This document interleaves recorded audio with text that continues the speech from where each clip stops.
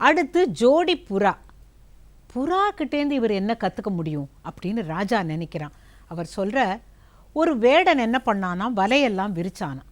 அதில் என்ன பண்ணியிருக்கு, இந்த குழந்தைகள் குஞ்சுகள் இல்லை, புறா குஞ்சுகள், அது அம்மா அப்பா இறை தேட போன போது லேசாக பறந்து வந்து கீழே உக்காந்துக்கிறது.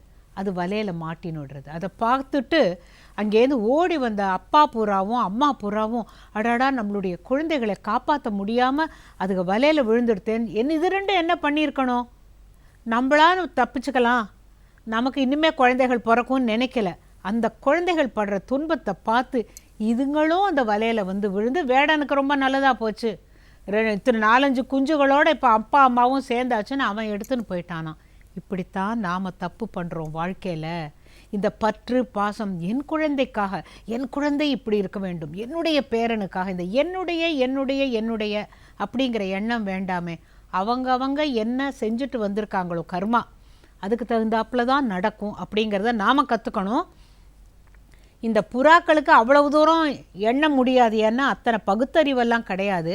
இந்த புறாவை பார்த்து நாம் என்ன கற்றுக்கணும், இந்த பந்தம் பாசம் உறவு அப்படிங்கிறதுல வழுக்கி விழுந்துடக்கூடாது. இருக்கணும், இந்த பாசம் பந்தம் இருக்கணும், ஆனால் அதுலேயே மூழ்கி அந்த ஒரு சேருன்னு நினச்சிக்கிட்டிங்கன்னா அதுக்குள்ளே போய் அப்படியே மூழ்கிடக்கூடாது. அதைத்தான் சொல்கிறது. அப்புறம் அடுத்தது சுவாமி அடுத்தது அப்படின்னு கேட்ட பொழுது மலைப்பாம்பு. மலைப்பாம்புக்கிட்ட என்ன கற்றுக்க முடியும்? இந்த மலைப்பாம்பு என்ன பண்ணுமா, போய் உணவு தேடாது, ஒரு பெரிய மரத்தடியில் சுருட்டி படுத்துருக்கும், இப்படி பார்த்துக்கிட்டே இருக்கும். ஒரு மான் வந்ததுன்னா அது மானுக்கு அது மரமா அல்லது பாம்பான்னு தெரியாது, மலைப்பாம்பு இல்லையா. இப்படி கிட்ட வரும்போது டபக்குன்னு பிடிச்சிரும். பிடிச்சு அதை அப்படியே சாப்பிட்டுட்டு அந்த உடம்புல இருக்கிற அந்த முழு மானையும் எப்படி ஜெரிக்கும், அந்த மரத்தில் தன்னை சுற்றிக்கிட்டு கர கர கர கர கரன்னு அந்த எலும்பு கிளும்பு எல்லாத்தையும் நொறுக்கிடும், ஜீரணமாயிடும். இப்போ இந்த மலைப்பாம்புக்கிட்டேருந்து நீங்கள் என்னத்தை கற்றுட்ருக்க முடியும் குருவே, நீங்கள் சொல்கிறது எனக்கு புரியல அப்படின்னு சொன்ன பொழுது அவர் சொல்கிறாராம், இந்த மலைப்பாம்பு உணவை தேடி போகாது. இப்போ நானும் ஓடி ஓடி அங்கே போய் இதை சாப்பிடணும், இங்கே போய் இதை சாப்பிடணும், எனக்கு அது வேணும், இந்த தேவைகள் இல்லாமல் நான் இருக்கின்ற பொழுது எனக்கு என்ன நடக்கிறது, என்னை தேடி யாரோ வராங்க இல்லையா, மரத்துலேருந்து 2 கனி கிடைக்கிறது, நான் அதை சாப்பிட்டுட்டு ஆனந்தமாக இருக்கேனே தவிர நான் உணவை தேடி ஓடவில்லை, எனக்கு எது கிடைக்கிறதோ அதை நான் சாப்பிட்றேன்னு. இப்போ மலைப்பாம்புக்கிட்டேருந்து அவர் என்ன கற்றுருக்காருங்கிறதும் புரியுறது. மலைப்பாம்பு எப்படி உணவு தேடுதுங்கிறதையும் அசையாமல் இருந்து சாப்பிட்டுடுது இல்லை, பட்னியாக கிடக்குது இல்லையே. இதை நாம் புரிஞ்சுக்கணும். இப்போ இந்த 24 குருவில் இப்படியும் ஒன்றொன்னா சொல்லிட்டு வரும்போது அடுத்து கடலை பற்றி சொல்கிறார். நாம் தினம் பார்க்குறோம் கடலை.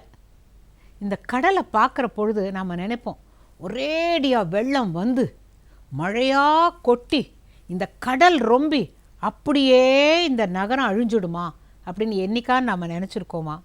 இந்த அக்னி நட்சத்திரம் மாதிரி இத்தனை வருஷத்தில் நாம் பார்த்ததே இல்லை, அதனால் இந்த வருஷத்தில் இந்த கடல் வத்தியே போயிடும் அப்படின்னு நினச்சிருக்கோமா? இல்லை. எல்லா நதிகளும் அதில் போய் சேர்ந்தாலும் உயர்வதில்லை. ஊரில் இல்லாத வெயிலெல்லாம் அடித்து கொளுத்துன்னு கொளுத்தினாலும் அது ஒன்றுமே தரதில்லை.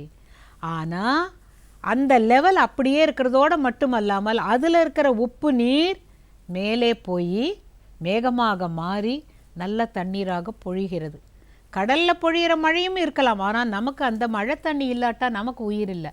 ஆக கடலை போல் ரொம்ப சந்தோஷம் வந்து அப்படியே பொங்காமலும் ரொம்ப அப்படியே துன்பம் வருகின்ற பொழுது நைந்து போகாமலும் இருக்க நான் கடலை பார்த்து அது எப்படி அப்படியே இருக்குது, எத்தனை நதிகள் வந்து அதில் சேருது, அப்போ கூட அதோட லெவல் மாறலை. இது ஒரு ஆச்சரியம் இல்லையா? அதனால அதுவும் என்னுடைய குரு அப்படின்னு சொன்னாராம்.